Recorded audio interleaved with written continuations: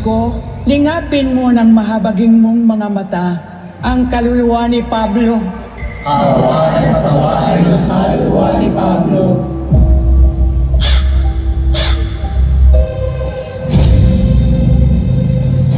Anong ginagawa ng mga legal na yan dito? Gusto ko nang ibenta ang bahay na ito. Tita, teka lang ho. Paano po kami? Saan po kami titira? Halos 3 dekada kayong hindi nagpakita.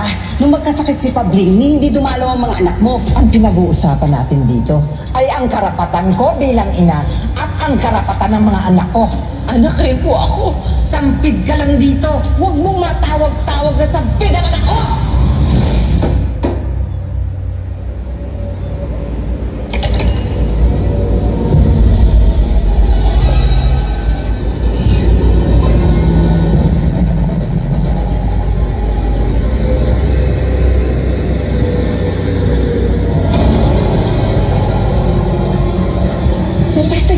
Sa bahay na to, Verba Revelare Verum.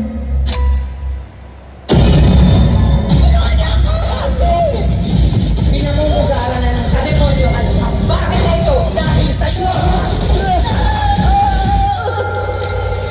Kailangang mamatay ang nagdala ng peste.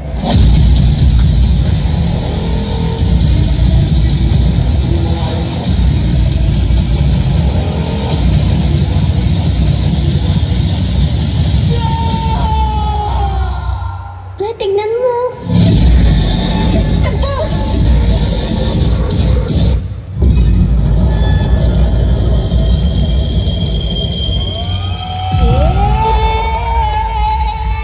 Ay, pati ako nagtagulat.